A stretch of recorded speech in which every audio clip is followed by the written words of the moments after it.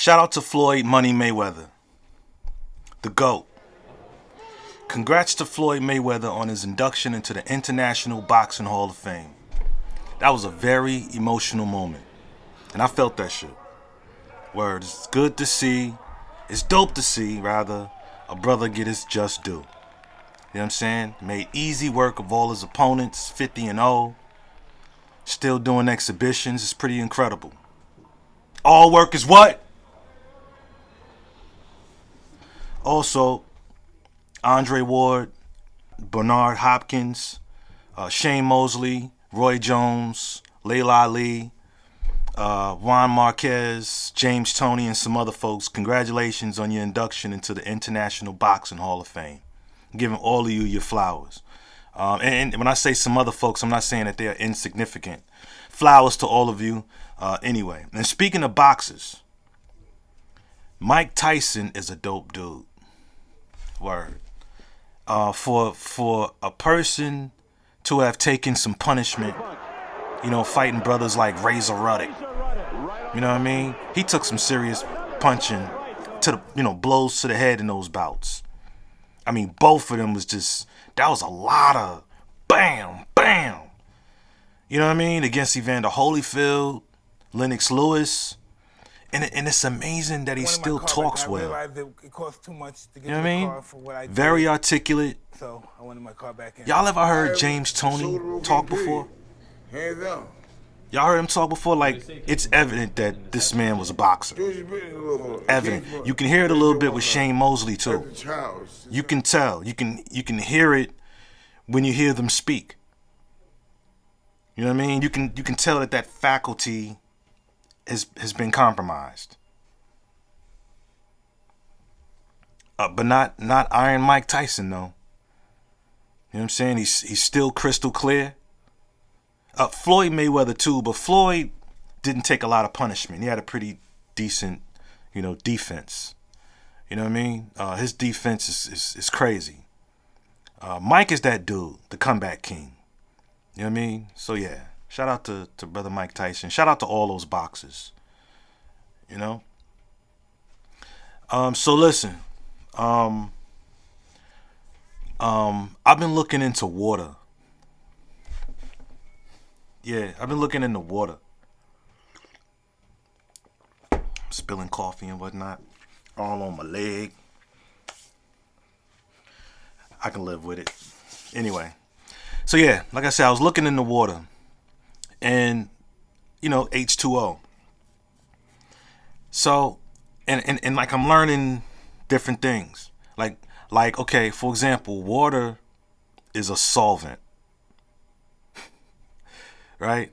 To help cleanse the body, flush out toxins, good thing this. Good thing. Flushing out the toxins and cleansing the body. Gulp, gulp, gulp, gulp. Shit. I've used water, mad water plenty of times to take a piss test and pass with flying colors, but that's another story. However, water, from, what I'm learning, water doesn't necessarily hydrate us. Some of you already know this. This is just new information to me. It doesn't necessarily hydrate us. I found that to be true as well because I found myself down in water, after working out or whatever, down in water and still, okay, like say I'm thirsty. It quenches my thirst, no doubt, right?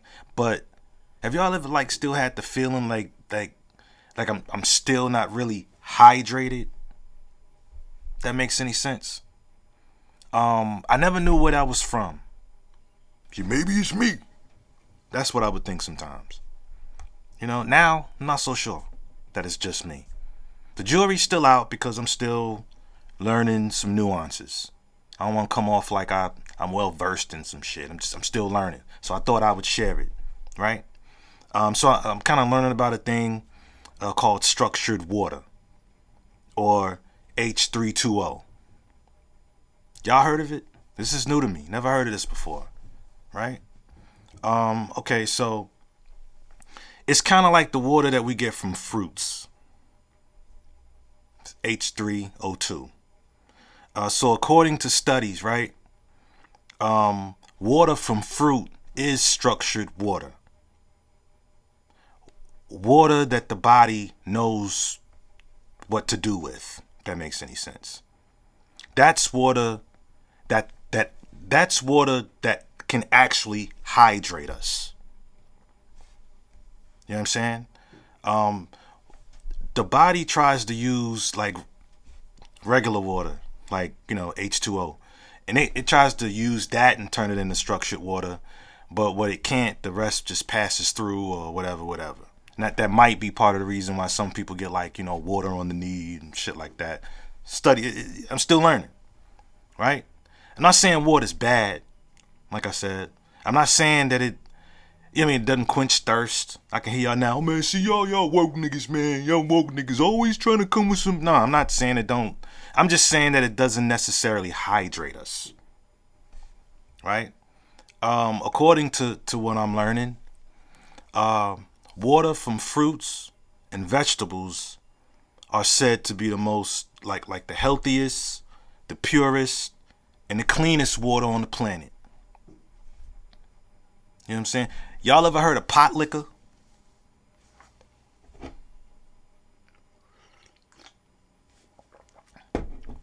Pot liquor, for those of you who don't know, pot liquor is the liquid that's left behind after boiling greens, kale, or beans. Right? Pot liquor most times is rich in vitamin C, vitamin K, vitamin A, and iron. Yeah. A lot of the elders knew that. The elders back in the day would chug that shit and use it like a tonic. You know what I'm saying? Let me get some of that pot liquor. Old folks be that pot liquor. Some of that pot liquor. Pot liquor. You know what I'm saying? And ever since I was a kid, I was always told, to keep the juice from like kale and greens and stuff like that because it was nutrients in it. So, now that, because some of this stuff is kind of ringing true for me, I'm like, okay, I have drank, mad water and it quenched my thirst, yeah, but it didn't necessarily hydrate me. So I found that to be true. Like I said, I'm still looking into it, but I am more inclined now to drink like coconut water. I got some coconut water right here. Pressed coconut water, the original. Yeah, you know what I mean? I'm just more inclined to try it out. Like maybe watermelon water.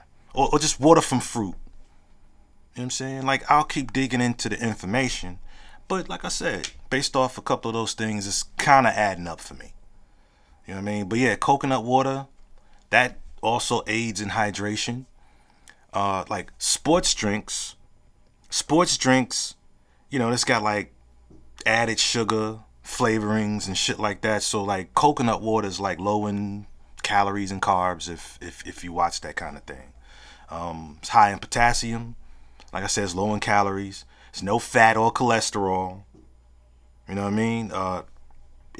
It helps with kidney stone prevention. Helps with healthier skin. Matter of fact, y'all know about the healthier skin part because you can use it for your hands, your feet. You can even cook with that shit if you want to with coconut oil. You know what I mean? Got coconut oil on me now. But anyway, I'm more inclined to do stuff like that, like drink coconut water and water from fruits, just to while I'm learning all the nuances, shit, put it to some use myself, right? Dragon fruit, that be having like mad juice in it too. You know what I mean? And now I'm starting to wonder if like that gel and aloe vera plants, if that can be used as a hydrant. I don't know. I'm gonna try it. I'm gonna get some aloe vera and see what it is. You know what I mean? So yeah. Speaking of fruits and veggies, sidebar. My veggie anniversary is coming up in a few days, right? And I want a nice vegan spread to commemorate that.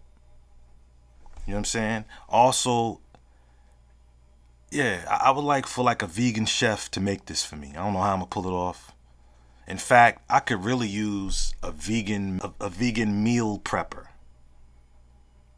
You know what I'm saying? You know what I'm saying? Preferably some stuff from scratch.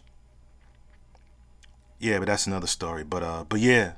So I'm looking forward to a vegan spread on my veggie anniversary. I believe it's it's in a few days. So yeah. Alright, so the last pod I had my second born son on the podcast, right? So I was so, I guess, caught up with the fact that this was the first time I had tried that while recording, like just calling up folk or whatever, because none of that was planned. Well, it was kind of planned, but I didn't know he would answer. You know what I mean? I planned to call him at some point during the pod, but I didn't know if he would even be available to talk. But anyway, I was so in, just so it was so crazy that it worked and he picked up and he was able to tell us about his brand. I ain't even really get a chance to share with him or even have him chime in on the topic I was talking about. So we're gonna do this again. Welcome back to Hoodies the Podcast. I'm the God Rashidi, your uncle, but today's pod is called The Horn. Welcome to Hoodies the Podcast. We go with deep with the blast.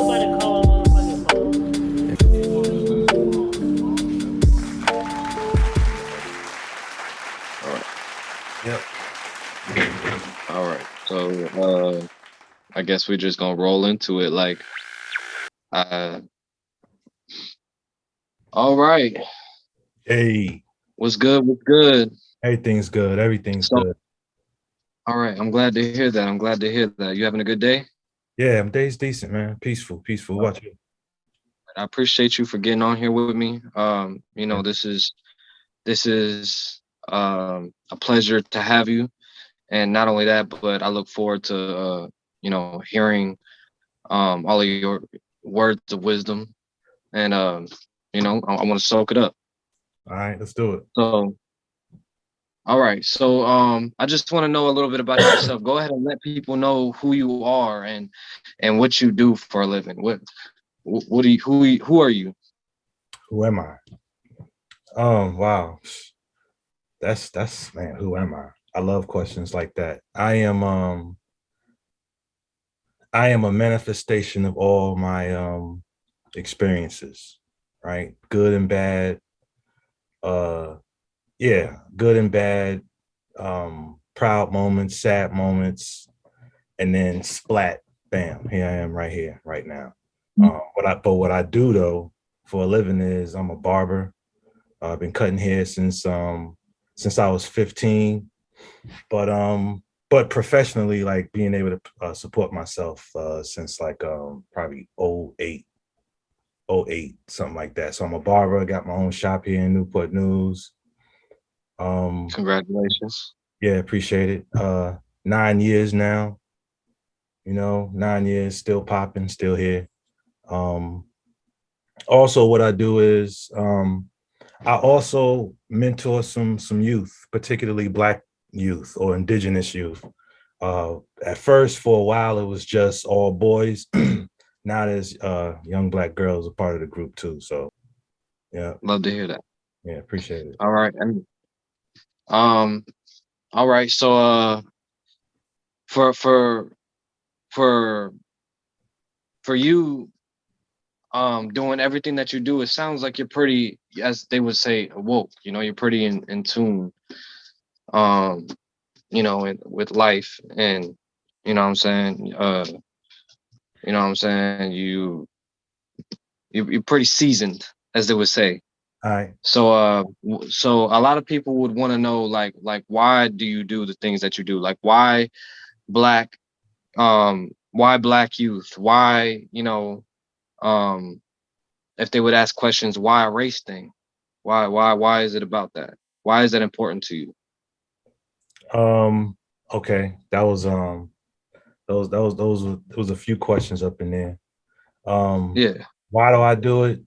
I do it because I found myself being one of those old dudes in the barbershop talking about how these kids nowadays ain't got no respect. They ain't got no motherfucking respect. They disrespectful, man. I was turning into one of those type of guys where I saw some things going on with the youth and I wasn't even doing nothing about it. And then so I don't know, I just started reading more and becoming more aware of things going on around me, right?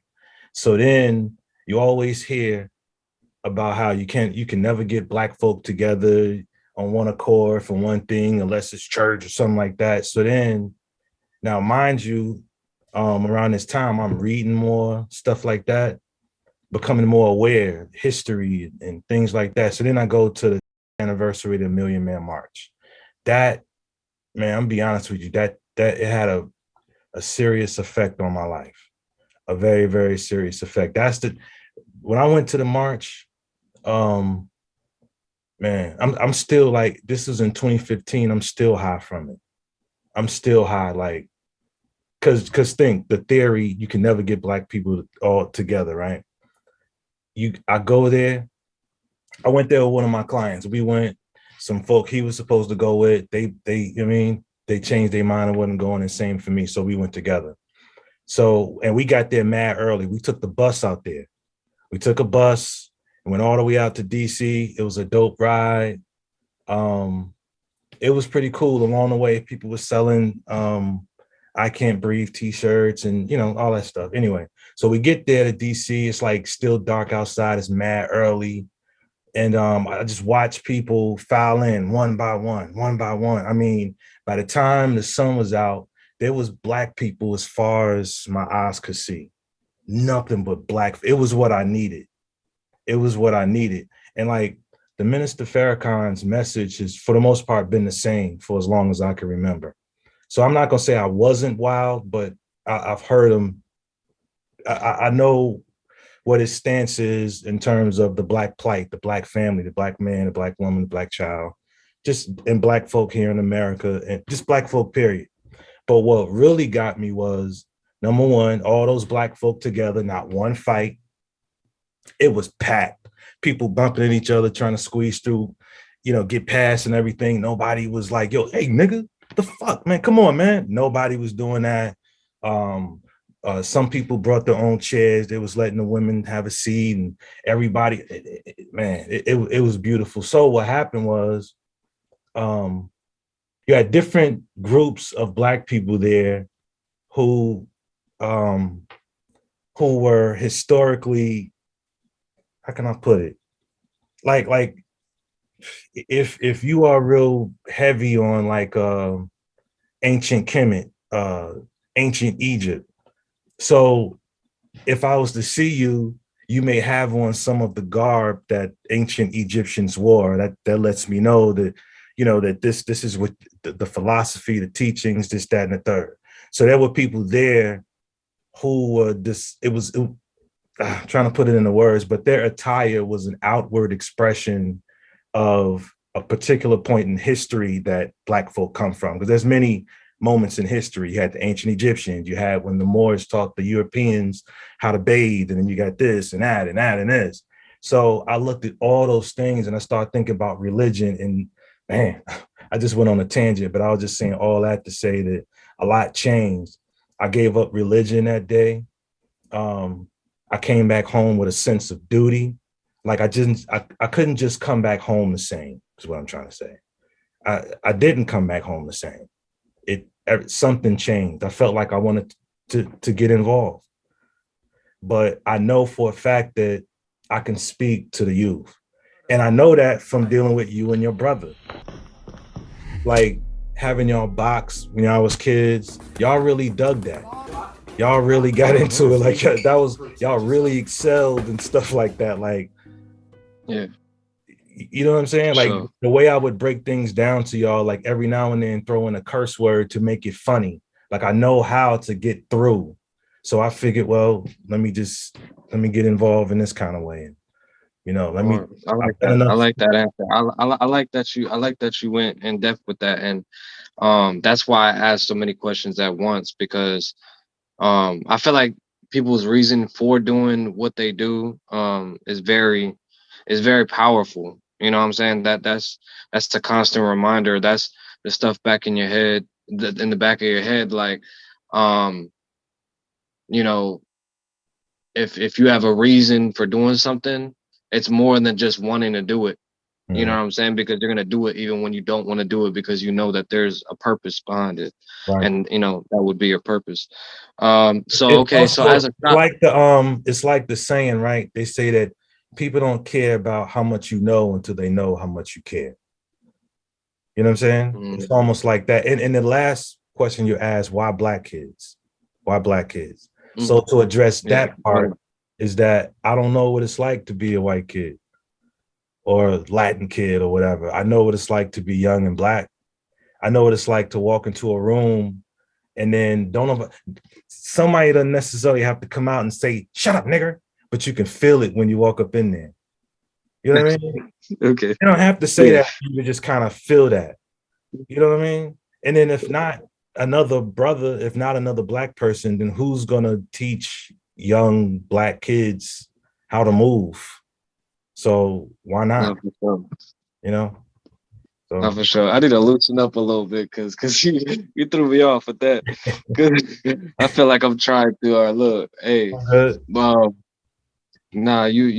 I love the answer. It's very honest of you. Very honest. I like that. So as a shop owner, as an entrepreneur, if you will, what are some of the obstacles that you had to overcome within the 9 years of your journey to where you are now? You only have to give me two. Give me two of the obstacles you feel like you had to overcome, if any at all. Obstacles. I know one obstacle I still got, and that's keeping barbers around. So I still ain't cracked that code.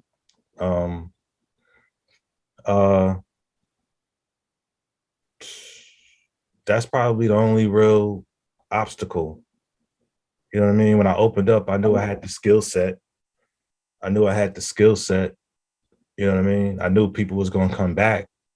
Yeah, that's pretty much it. Just keeping barbers around. That's always been a problem. I love that answer. I like that's just what it is. Yeah. I like that. All right. So anybody that you know wants to see themselves long term doing what you do, being who, it sounds like you've done a lot of work with yourself. Someone that wants to work on themselves, someone that wants to be a man's man, someone that wants to, improve themselves. What advice would you give to someone that's trying to be where you're at? I would say, whatever it is a person wants to do, regardless of what it is, then at some point, or not at some, well, at some point, and then from that point on, they should ask themselves, how bad do they want it? How bad do you want it? Because everybody's always talking about what they want to do. Everybody who says they want to be successful, not all of them's telling the truth. Or maybe they are.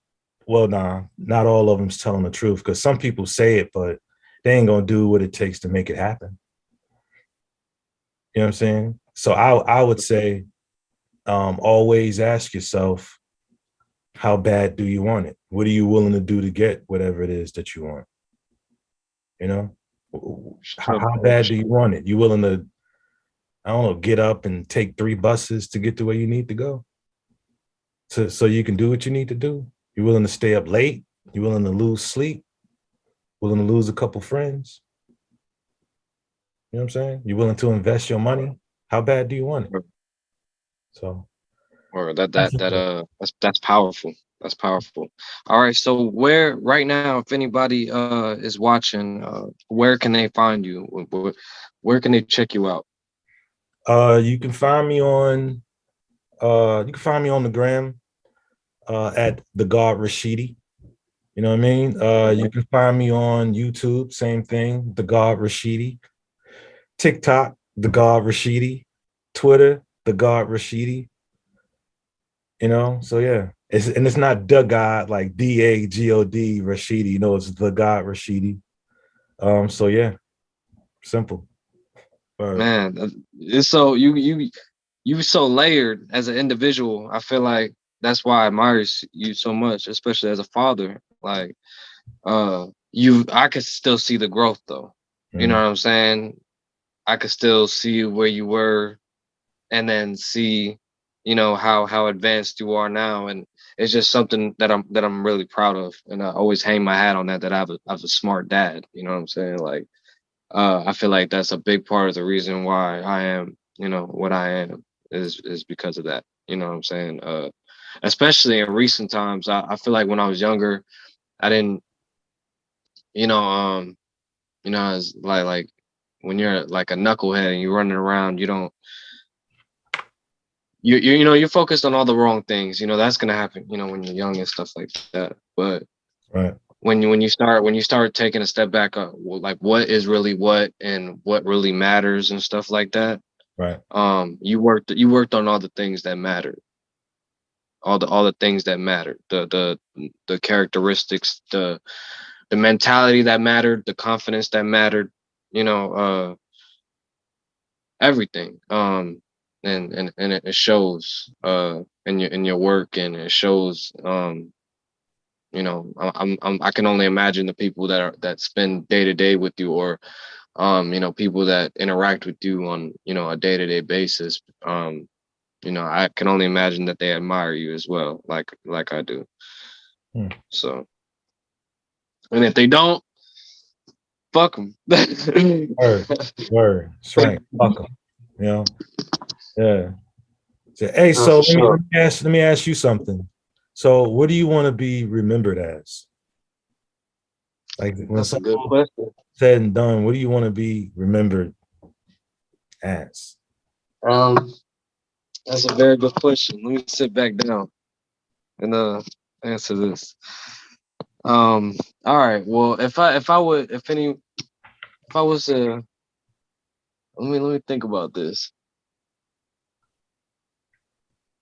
If anything, I would want anybody to remember about me, or what I would like to be remembered for, is for being your source of light, being the inspiration, being, I don't necessarily have all the right answers in life, but I'm confident enough within myself to know that what I'm doing now, I could have been doing this if I was applying myself in different areas, working on myself at a younger stage in my life. And the only reason why we don't is because So, sorry about that. He hosted that Zoom, so we're still getting the feel of this thing. But like I said, I just want to say, like, it's because of my sons, right? That days like Father's Day don't mean nothing to me. First of all, Father's Day, Mother's Day, Grandparents' Day, all these motherfucking days, all these days, like Father's Day is every day, Mother's Day is every day. You know what I mean? It's every day. You know. But I'm saying I'm thankful because my sons make it a point to where I could be working, cutting some hair, whatever, and I'll be, my sons will call me, and then I'll tell them, like, yo, I can't really talk right now. I'm cutting hair. Right now I can't really talk. He'd be like, oh, I didn't want nothing. I just wanted to tell you I love you. You know what I'm saying? And either a call or a text. My oldest son, not so much lately, but you know what I mean? That's all gonna play itself out. This ain't nothing new. You know what I mean? But for the most part, I'm thankful for the relationship that I have with my sons. Father's Day is every day. So one particular day is just some made up shit. However, the good that you can see in it is, say you have, like, some offspring that's just mad busy, got all kinds of things going on, juggling life, business, trying to build something, and a lot of times, success, or the road to success, means you have to have some tunnel vision. So I get it. So maybe, like, a societal day of recognition is what works for you, because then that's the day that you know that's the day you go ahead and reach out to the people who matter. So in that sense, I get it. You know, but if you don't have a busy life, this, that, and the third, then again, Father's Day don't really mean nothing to me. If you're not a very, very busy person and you have a regular, say you got time to keep in touch with people, you know, who you claim to care about. And then if like Father's Day is the only time you reach out, is what, you know, the societal days of recognition, if those are the only times you reach out to those who supposedly mean something to you, then I would rather not get anything anyway, like a happy Father's Day text or call or whatever. I would rather not. I would opt out of that anyway, because this shit is fake. You know what I mean? If it's not in you to do it just because, then it's just not in you, and that's cool. You know what I'm saying? But again, I'm thankful, you know, for that relationship, and shout out, you know, to my sons, because they're fathers themselves. You know what I mean? You know, really hoping that my oldest son can work out things with the mother of his son, and my second born is an excellent father, excellent. You know what I mean? And shout out to my third born son too, who, like I said, all my sons keep in touch. I was listening to man, it was probably some time ago. I was listening to the audio book of Nigger, Dick Gregory's book. And I believe in this audiobook, it's been a minute, and I listen to a lot and read a decent amount. And I believe his son, Dick Gregory's son, did the foreword in this audiobook. And I remember thinking, wow, some of the things he said about his father. You know what I mean? And yo, that means something to me. You know what I'm saying? It means something to me how I'm remembered by my sons. You know? I remember when my granddaddy died, my maternal grandfather, coming from the wake. I remember seeing my mom's walking with my uncle Big Jr., who was in town, of course. And my mom was like, she was crying and really couldn't contain herself. And I remember just thinking, man, if granddaddy could be here now and see that his sons and daughters are mourning his death. I also remembered my uncle Big Aaron. You know, I don't know, I watched him. I watched him cry. You know what I mean? And he cried hard. Like I could tell that was a deep hurt. A deep sense of loss. You know what I mean? To the point to where my Aunt Pam, you know, they walked outside, I guess, so that he could collect himself. He just couldn't stop crying. It was his daddy laying there in that casket. But then, like I said, I was thinking then, like, wow, I wonder how I will be remembered by my offspring, by my sons, when I'm gone. You know, how will they speak of me when I'm gone?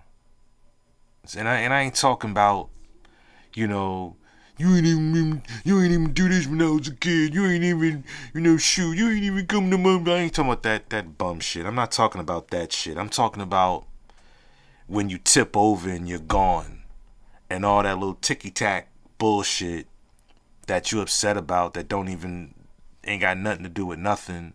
I'm talking about that overall memory of a person, who they were as a person. If that makes any sense. I want to be remembered like Bob Marley and Marcus Garvey, and I want. If I had a choice, I want people to just remember me as someone who gave a shit, someone who cared, someone who gave a damn. You know? And what my sons think of me, You know, like overall as a man, it means something to me. Legacy matters to me. I find myself thinking about that more and more as I get older. You know what I mean? Creeping up on the ripe age of 48. You know? But listen, man. Thank you for watching. Bear with us. I'm trying to build something, man. You know what I mean? So thank you for listening.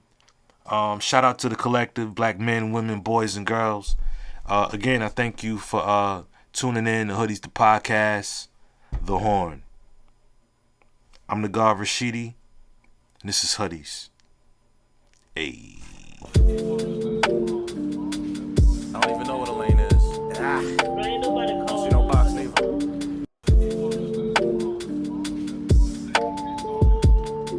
Ain't nobody calling motherfucking phone. Welcome to Hoodies the Podcast. We go deep with the blast. Ain't nobody calling.